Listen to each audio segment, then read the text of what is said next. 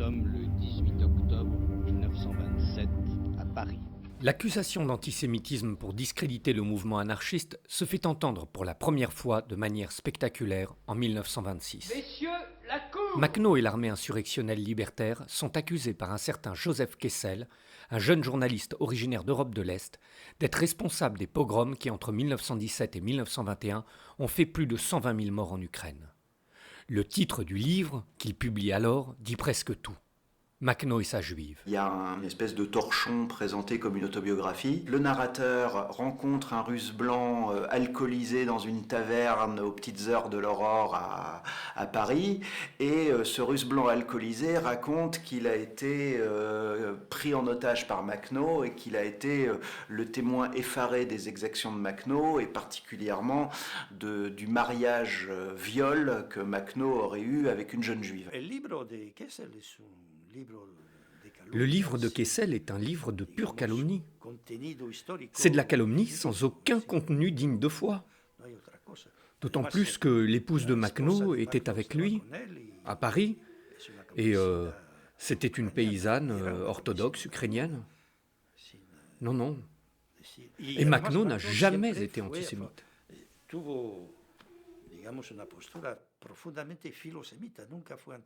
Par contre, c'est quelque chose que Makhno, exilé politique à Paris, donc vers 1926-1927, va se prendre en pleine figure. Et Makhno va être obligé de se défendre de l'accusation, sachant que Makhno, il peut s'en défendre que dans la presse anarchiste française, sachant qu'en tant qu'exilé politique, il n'a pas le droit de s'exprimer politiquement en plus. Donc voilà, c'est une espèce de combat entre d'un côté Joseph Kessel, je crois que l'opuscule de Kessel est réédité une 50aine de fois en 2 ans, c'est un best-seller de l'époque, et Makhno qui publie des dénégations dans la presse anarchiste française et la presse anarchiste russe en exil en France. Donc voilà, ça fait d'un côté des dizaines de milliers d'exemplaires et puis de l'autre côté quelques milliers d'exemplaires de pauvres feuilles anarchistes. Donc le combat est assez inégal. Si ces accusations d'antisémitisme s'enracinent sur l'une des fautes originelles de l'anarchisme, Proudhon et Bakounine étaient violemment antisémites, au XXe siècle, il a depuis longtemps réalisé son examen critique. Et grâce à Rudolf Rocker notamment, l'anarchisme est même devenu le seul mouvement révolutionnaire à s'adresser à la communauté juive. En effet, à une époque où rejetés de toutes parts, rassemblés dans des shtetls aux allures de ghetto, les juifs constituent un prolétariat pauvre et méprisé à l'intersection de toutes les formes d'oppression et de discrimination, non seulement les anarchistes parlent leur langue, mais ils imaginent avec eux un autre futur. Et ces hommes et ces femmes ne s'y trompent pas qui d'Emma Goldman et Alexander Berkman à Noam Chomsky et Eliot Bess, en passant par Bernard Lazare, Molly Steiner, Senia Fléchine, Aaron Baron, Ida Met, Joseph Trumpeldor ou Messislas Goldberg, qui sera le dernier anarchiste guillotiné en France, vont venir grossir les rangs des bataillons libertaires ou fonder, avec Aaron David Gordon, l'Hapoel Hatzaïr, l'organisation sioniste la plus puissante alors en Palestine. Mais les accusations portées contre Makhno et les anarchistes exonèrent surtout les contre-révolutionnaires des armées de Petliura, les armées blanches et une partie de l'armée rouge de leur responsabilité réelle et totale dans la mise en œuvre des pogroms ukrainiens. Car l'armée insurrectionnelle de Makhno, qui comptait de nombreux juifs dans ses rangs comme la redoutable section des canonniers juifs, punissait en revanche systématiquement les assassins antisémites. Un fait divers, qui défraie la chronique en pleine année 1927, aurait dû pourtant permettre de faire toute la lumière sur cette histoire. C'est l'affaire Schwarzbard. En 1927, en plein Paris, Pietlura, le leader nationaliste ukrainien, est assassiné par Schwarzbard. Schwarzbard qui est juif, qui est anarchiste et qui, semble-t-il, a participé à la Makhnovchina. J'avais emporté de Russie le souvenir des horreurs que j'y avais vues. Ici, les soldats de Pietlura avaient enfermé dans la synagogue hommes, femmes et enfants. Ils y avaient mis le feu pour les brûler vifs. Là, ils avaient violé une mère de 6 enfants. Ils avaient tué les enfants à coups de sabre. Ailleurs, les mêmes soldats mutilaient les hommes pour le plaisir, rien que pour le plaisir. Vous vous êtes donné le rôle de justicier. Il faut être bien sûr de soi pour prendre ce droit qu'aucune justice ne reconnaît. Enfin, êtes-vous un anarchiste? Oui, je suis anarchiste. Schwarzbard est jugé à Paris. Ça va être le premier grand procès autour de l'antisémitisme. C'est à cette occasion-là qu'est créée la LICA, donc l'ancêtre de la LICRA. Et donc, les pogroms antisémites d'Ukraine de 1919 sont énormément médiatisés. Schwarzbard, La Cour, vu la décision du jury, prononce l'acquittement de l'accusé. L'acquittement de Schwartzbard aurait dû innocenter les anarchistes. Le soupçon contre Makhno demeure pourtant entretenu toujours par un Joseph Kessel qui, n'étant pas à une contradiction près, avant d'être le parolier du chant des partisans, est d'abord l'un des fondateurs et directeurs de Gringoire, un journal dont l'antisémitisme, lui, démontré et officiel, trouvera son expression dernière dans un soutien sans réserve à la politique collaborationniste du maréchal Pétain. Mais étonnamment, ces contre-révolutionnaires trouvent alors dans le pouvoir soviétique un allié objectif. Celui-ci, en effet, tout en mettant en œuvre de vastes purges à caractère antisémite à l'intérieur de ses frontières, reprend l'ensemble des calomnies portées contre Makhno. Et cette caricature aura la vie longue, puisqu'on la retrouve ici reprise en 1959 dans un film qui raconte l'opposition entre un héros, un commissaire politique assis au fond à l'allure toute stalinienne, et un Makhno, petit, brutal et manipulateur. Расстрелять я вас всегда успею. А использовать хочу. Я беру вас в штаб. Сейчас придет делегат от большевиков. Нехай его думает, что я с деникинцами снюхался. Ваша задача тень на плетень наводить. Понятно?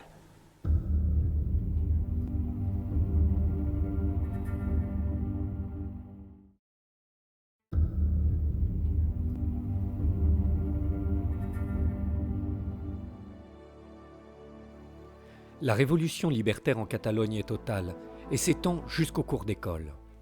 Les anarchistes, mêlant l'antique paideia aux théories modernes de Ferrer, Montessori ou Robin, imaginent avec les jeunes générations une éducation plus ouverte et plus juste qui doit permettre aux enfants de devenir des hommes libres. Compañeros, va a empezar el mitin monstruo. Suplico que todos cierren el pico para poder escuchar a los que tengan que hablar de asuntos trascendentales. ¿Qué habla el En la torpe educación que los míos me legaron como si fuera un baldón de ignominia, me enseñaron a despreciar los de abajo, vivir como un holgazán, tenerle miedo al trabajo, no saber ganarme el pan. Yo era solo un renacuajo y me creía un titán. Ahora, en cambio, desde que me ofrecisteis vuestras manos, ya soy otro porque sé que todos somos hermanos. Ça n'est pas le milieu libre anarchiste qui rassemble quelques dizaines de volontaires qu'on avait connus antérieurement. Ça n'est pas les utopies fourriéristes du XIXe siècle. Ça concerne une société réelle et ça concerne en effet des centaines de milliers de personnes. Pour parachever cette révolution, dans une société traditionnellement très patriarcale, les femmes aussi ont pris les armes. Et partout, en compagnie de Teresa Claramunt, Soledad Gustavo, Lucia Sánchez Saornil ou Amparo Poch y Gascon, elles légalisent l'avortement, créent des libératoires de prostitution et se donnent l'égalité des droits et des devoirs. Unies au sein du groupe Mujeres libres, dans une Europe où les femmes n'ont pas encore conquis le droit de voter, pour elles aussi, en Espagne, la révolution doit être intégrale. C'est les Mujeres libres, les femmes libres, qui partent d'une idée de libérer les femmes du triple esclavage de l'Église, du travail et du mari. C'est une association qui se veut spécifique, donc qui se bat aussi non seulement pour les buts généraux de l'anarchisme, c'est-à-dire l'égalité, le refus de l'autorité, mais la première autorité à refuser, c'est l'autorité patriarcale. Elles ne se disent pas féministes, parce que pour elles, les féministes, c'est les suffragettes. Donc c'est les mouvements bourgeois de femmes qui réclament le droit de vote et l'égalité des droits, c'est-à-dire aussi l'égalité des carrières. Les femmes anarchistes, ça ne les intéresse pas du tout.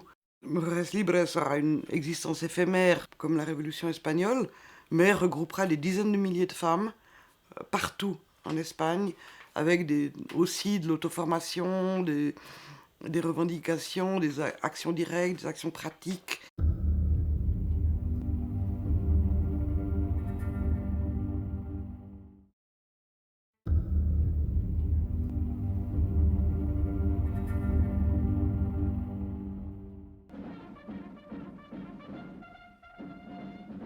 Ce n'est pas à Versailles, pas en Espagne ni en Abyssinie, pas plus en Autriche que dans les Sudètes, pas non plus en Pologne, et pas même à Pearl Harbor, que le réalisateur Frank Capra, qui réalise le documentaire Why We Fight, Pourquoi nous combattons, deuxième documentaire de l'histoire à recevoir un Oscar, fait commencer la Seconde Guerre mondiale. mais en Mandchourie, en 1931, avec l'écrasement par les Japonais d'une révolution sociale et libertaire totalement méconnue. Yet the subsequent course of history makes it clear that that incident, so many miles away, is one of the main reasons that you and millions of others are in uniform today. La révolution en Mandchourie a démarré aux frontières de la Russie, juste au-dessus de la Corée du Nord.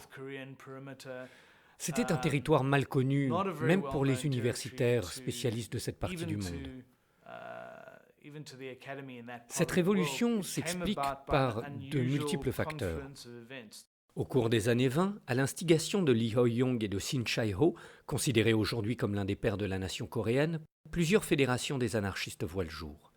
Les principaux penseurs et activistes de l'anarchisme coréen s'y forment et s'y rencontrent, notamment Kim Ja-jin, que l'on appelle Bagya, et Kim Jong-jin, surnommé le Makhno coréen, qui s'inspire de la geste libertaire ukrainienne pour déclencher, en août 1929, une vaste insurrection populaire dans le Shimin, l'une des 3 grandes provinces mandchoues. Ils développent une forme de démocratie fondée sur les communes. Ceci implique un nouveau système scolaire, la création d'outils financiers. Ils se dotent de banques du peuple à la manière de celles inventées par Proudhon selon les théories mutuellistes. Mais ils ont aussi des milices d'autodéfense. À la fois nationaliste et libertaire, cette révolution rassemble près de 2 millions de paysans et de combattants vivant en coopérative sur un vaste territoire. Et pendant près de 3 ans, rassemblés au sein de la Ligue générale des Coréens, les libertaires de l'Association du peuple coréen en Mandchourie résistent et essaient de bâtir un monde nouveau. Ils forment des communautés agricoles et piscicoles, promeuvent des départements de santé publique, réinventent l'éducation pour tous et mettent en œuvre le programme libertaire tel qu'édicté dans le manifeste de la Révolution coréenne. Nous voulons renverser la domination du Japon, abattre tous les systèmes absurdes qui contraignent la vie et construire une Corée rêvée dans laquelle aucun être humain ne pourra opprimer son semblable et aucune communauté ne sera en mesure d'exploiter d'autres communautés. La Ligue générale des Coréens était une structure fédérale horizontale qui rassemblait toutes les communes paysannes. Et cette zone libérée a réussi à se maintenir tout de même 3 ans avant que le Japon en ait assez, décide de l'envahir depuis la Corée du Nord et écrase l'insurrection. On retrouvera Ja-jin assassiné dans un moulin à eau. Comme ce fut le cas en Ukraine, ce n'est pourtant pas seulement de la part de leurs ennemis directs, les fascistes japonais, que les anarchistes subissent les attaques les plus dures, mais de la part du pouvoir soviétique, qui les prend à revers et envoie des équipes de tueurs et de kidnappeurs dans la zone anarchiste pour éliminer les révolutionnaires. Et si Kim Jong-un est assassiné, c'est par un agent stalinien. La guerre sur 2 fronts devient impossible pour les libertaires. La révolution en Mandchourie a vécu, et prise en étau entre les fascistes japonais au sud, les staliniens au nord, l'armée rouge chinoise à l'ouest et la future armée de Kim Il-sung à l'est, de villages incendiés en décapitation collective, même sa mémoire finit par être effacée.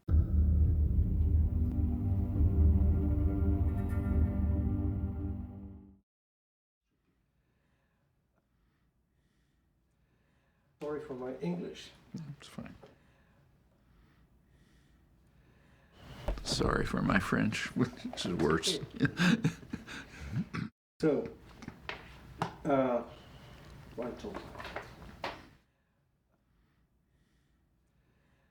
What's called anarchism, I have to be careful about this, what was called anarchism was pretty much an immigrant phenomenon.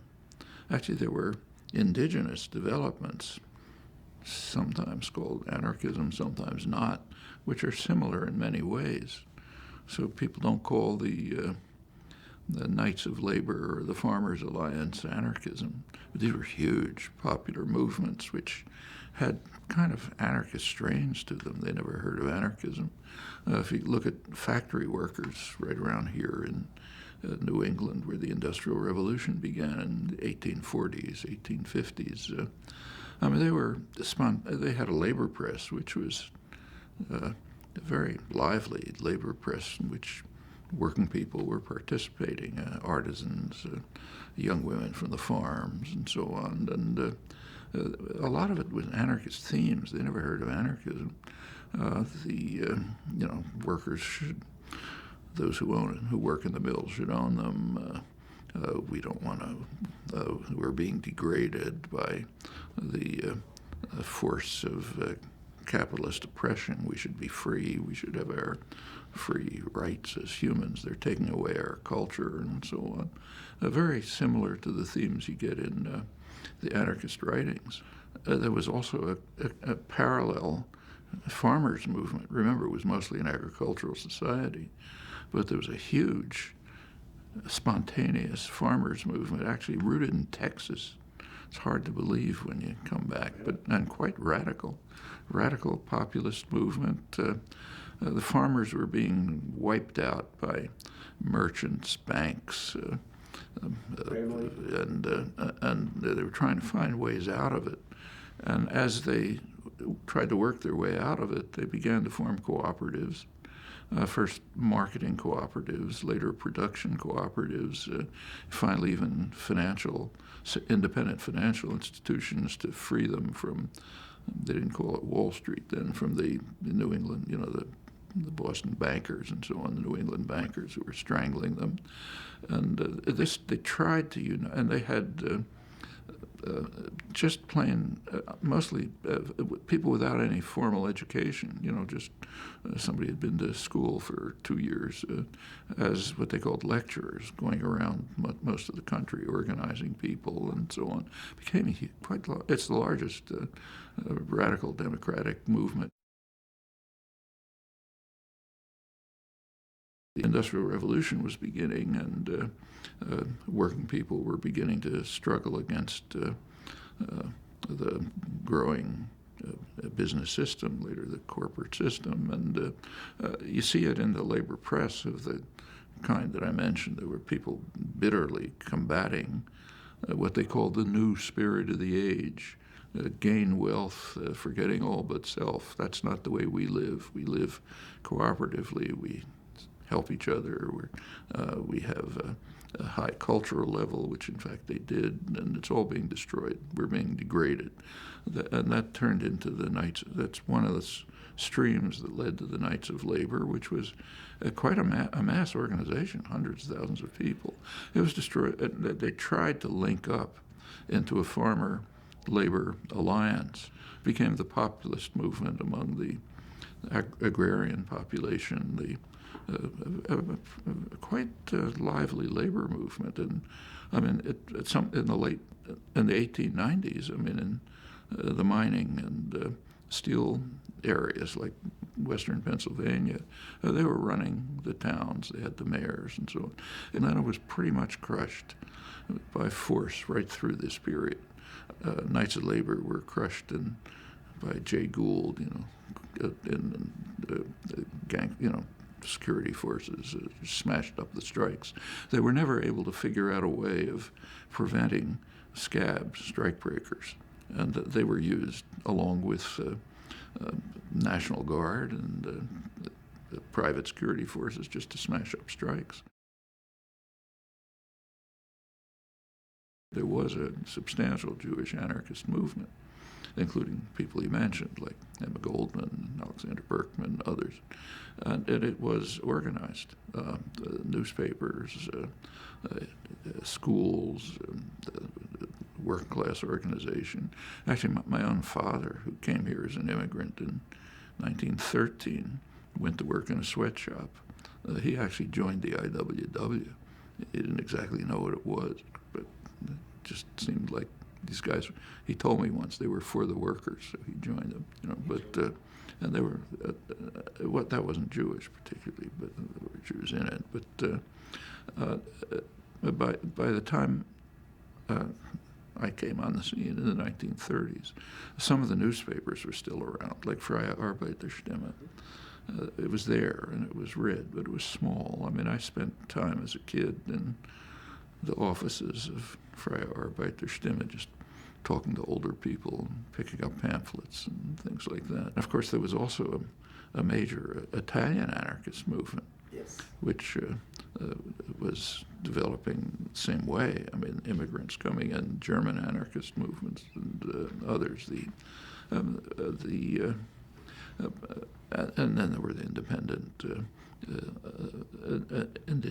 native forces, like, say, the huge Farmers Alliance, Knights of Labor, labor movement, and so on. And they had various relations, but by the 1920s it had been pretty much silenced, mostly by force. Actually, there's a very important book on American labor history by David Montgomery, late labor historian. It's called something like The Rise and Fall of the House of Labor, or some name like that. And the fall is the 1920s. The United States had a very violent labor history. There were no way of preventing strike breakers. Troops were brought in if they had to. Homestead, Pennsylvania, which was basically a labor-run town, that was just smashed up by force. When Berkman tried to kill Frick, it was in response to the violence of the Carnegie private security and state security forces that were used just to smash up the labor unions and the activists' murders. I mean, as late as the late 1930s, workers were still being killed in the United States in labor actions. It hadn't happened in Europe for decades, you know. Yes, that's right. In fact, when even conservative visitors came to the United States, they were appalled by the way labor was treated. You know, the London Times, Australian unionists, and so on. You know, the Civil War never really ended in the United States, literally. You take a look at the 2012 election, take a look at the electoral maps the day after the election, you know, the red and blue states. It's the Confederacy and the Union, almost exactly. And out of the Civil War came sectional parties. There were two political parties, Democrats and Republicans, but they were each sectional. The motto was, you vote the way you shoot. And the two sectional parties never became class parties. They were both taken over by entrepreneurs and bankers and so on. And that goes right to the present. You don't have class parties. You know, there's no parliamentary labor party. I mean, there's, you know, differences between the two parties, but they're both basically business parties. And that goes way back to the Civil War. We've never gotten out of it. Black population being criminalized, sent to prison, becoming a workforce. A lot of the Industrial Revolution came out of that. And race antagonisms were used and exploited to break up working class organization. And the same was true of the immigrants. So, for example, in Boston, right here, you go back to the late 19th century, Irish were regarded as kind of like Negroes. You know, you could have restaurants saying no dogs are Irish and things like that. And there was what were called Huns, meaning almost anybody from southeastern Europe as a Hun. They were hated, and this complex society led to a lot of internal conflict. Bolshevism was the blow. Stalinism turned it into something grotesque. They were a particular kind of orthodox Marxist who held that the revolution will have to be led by the proletariat in the most advanced capitalist country, which for them was Germany. So they were looking forward to a revolution in Germany in the late teens, 1917, 18, and then Russia would become a kind of backwater. Well, there was an uprising in Germany, but it was crushed by force, and that was gone. And after that, they simply moved to a form of basically state capitalism. And yes, there were anarchist armies in Russia itself, like the Makhno army, which were used to drive off the whites, but then destroyed by the Red Army. They didn't want any. They wanted a tight ship that they were going to run.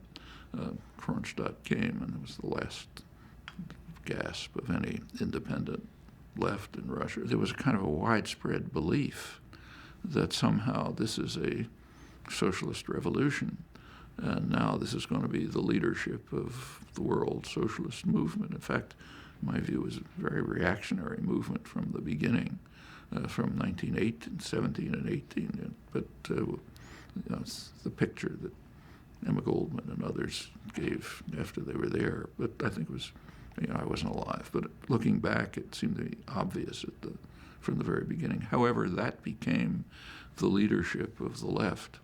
And as a result, it seriously undermined real popular radical forces. There was an important anarchist revolution in 1936. First of all, a major strains of anarchism, like anarcho-syndicalism, were assumed that they were going to have a highly organized and highly structured society based on voluntary association, on federalism, on the communal structures, cooperatives, all kinds of things. And sometimes it was spelled out in enormous detail.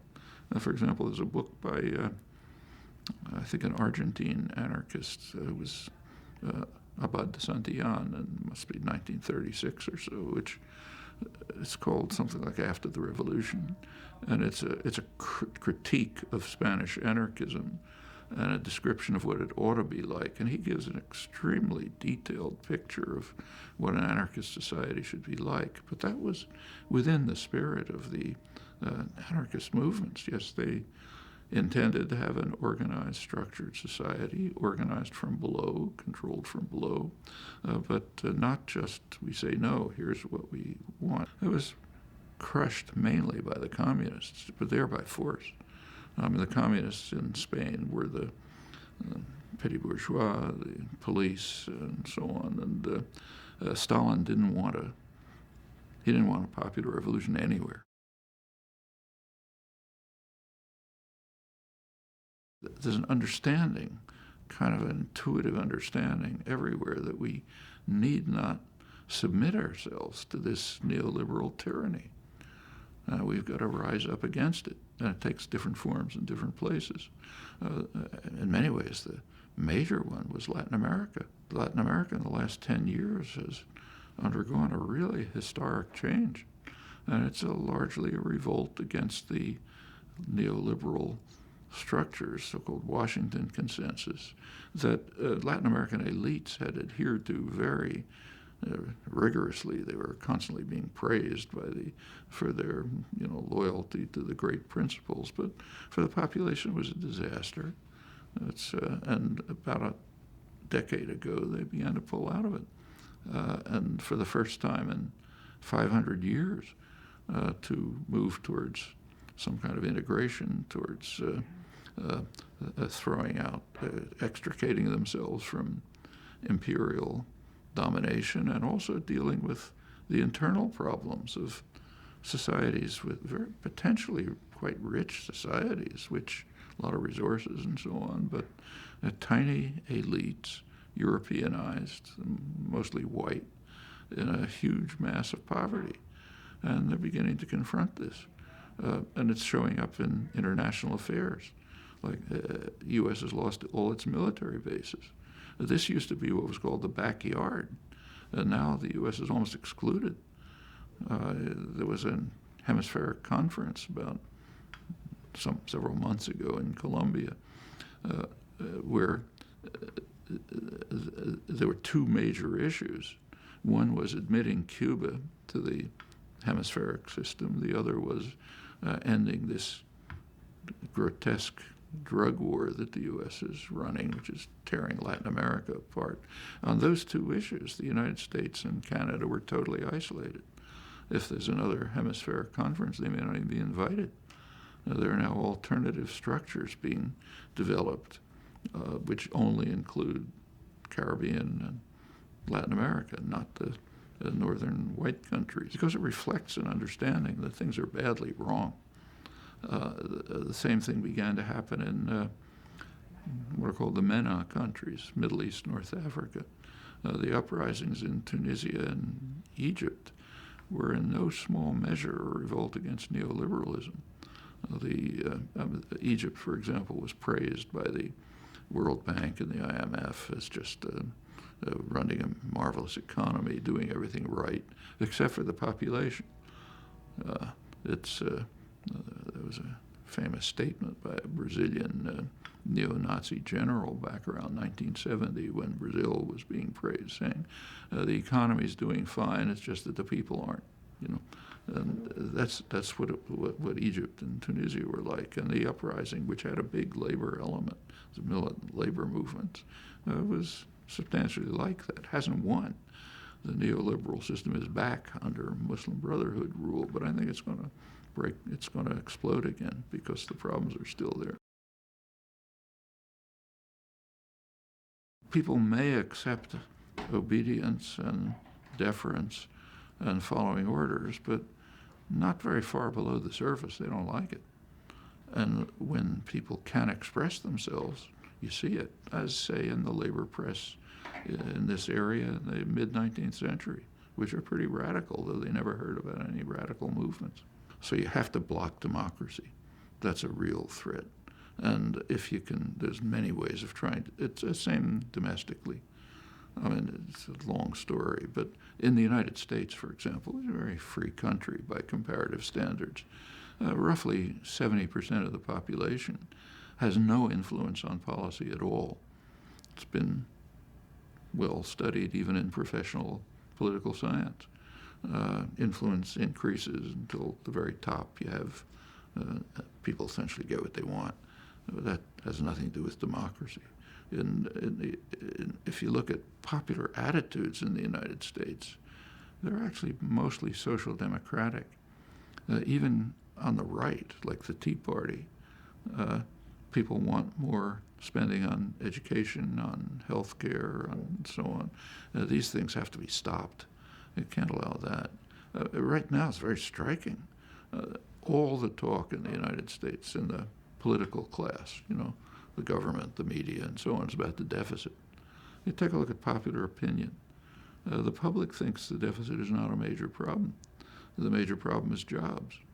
To get jobs, you have to stimulate the economy. And interestingly, the business press agrees with them. Bloomberg Business Week, for example, says the same thing. But that's not what the financial institutions want. That's not what the wealthy want. So therefore, it doesn't enter into political discussion. Well, that's a kind of democracy. You know, people aren't sent to the gulag and so on. But it's a very constrained democracy. It's a business-run, flawed democracy. And just as in Egypt or Brazil or anywhere else, elites certainly don't want functioning democracy. Functioning democracy would mean, for example, that stakeholders, workforce and community take over enterprises and run them themselves. They call it impossible. We say it's possible. So we're demanding the impossible. Be realistic, demand the impossible means we're going to make it real. And so yes, impossible is their term, but reality is what we want to construct. It keeps reviving because I think it's just below the surface, actually. So it keeps reviving all the time. Revived in the 1960s again, in many different ways. And every time it revives, you get these anarchist strains coming out. By now, around some of the working-class areas in Ohio, around Cleveland, there's a network and a growth of worker-owned enterprises, some of them fairly substantial. The U.S. Steel, the union, has just made an arrangement with Mondragon in Spain, you know, huge conglomerate, which is worker-owned, not worker-managed, and is pretty successful. And where it'll go, I don't know, but there's at least tentative efforts in this direction to try to reconstruct what has been a force in American history from the beginning. We want to run our own lives. We don't want bosses. We don't want to be degraded. We don't want to live in a world of deference and obedience. And we want to run enterprises ourselves. We don't need you. Why have bosses? That keeps coming out. That's one of the reasons why the business world was so terrified in the 1930s, as you can see from business publications, when the sit-down strikes began. That was really threatening. I mean, a sit-down strike, you know, the workers don't march outside. They sit in the factory. And it's not going to take long before they decide, why don't we just run this factory? Who needs those guys? We have the skills. We can do it all ourselves. So throw out the bankers and the managers sitting off in some New York suite, and we'll run the place. And that's frightening. Things like that are happening all the time. They've started up again in the current financial crisis. And you can't, is this anarchist? You can't really say. It's got some of the same strains. And we do have to remember that a large part of the anarchist movement was not just saying no, it was saying yes to a different kind of society which we'll organize and run. And there are efforts now to develop fairly elaborate conceptual frameworks, theories, if you like, about how this might work, like participatory economics, Albert and Hanel and Shalom and a lot of others, big groups all over the world, in fact, here too. Whether all of this can come together in some form, it's pretty hard to say, but it might. Let's keep to the United States. A couple of years ago, as part of this financial crash, the auto companies crashed, and the government took over a substantial part of the auto industry. They were kind of quasi-nationalized under Obama. There were a couple of paths that could have been taken.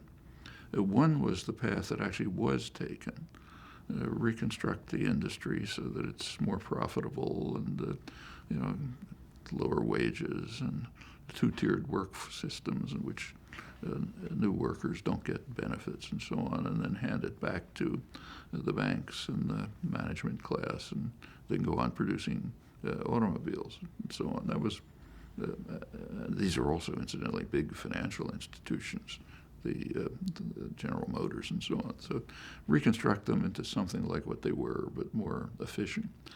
That was the course that was taken.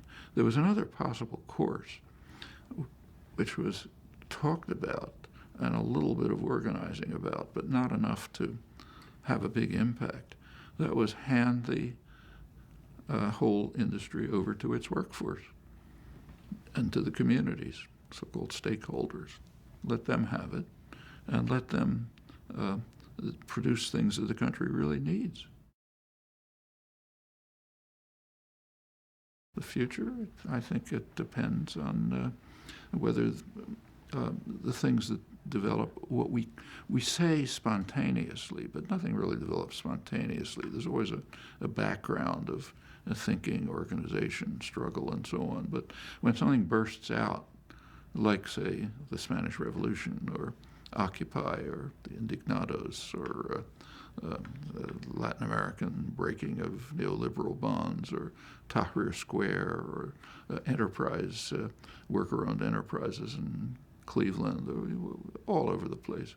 When anything breaks out, it typically has an anarchist flair to it. And it's also just in personal life, breaking down of bonds of patriarchy, let's say.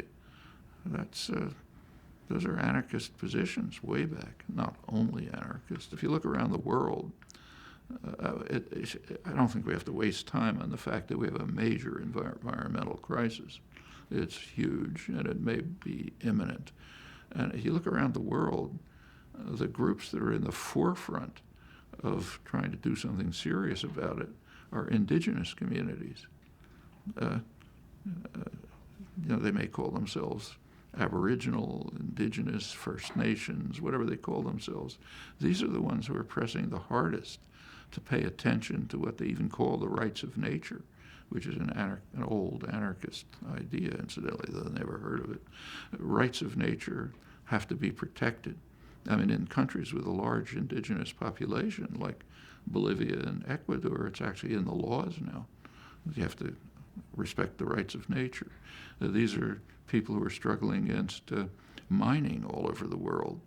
Big battles all over the world, India, Australia, Colombia, against mining operations which are just destroying nature and destroying our lives at the same time. And that's kind of ecological anarchism from a different point of view. And that's a kind of sensibility that the industrial world is going to have to internalize, or we're going to be really facing doom seriously.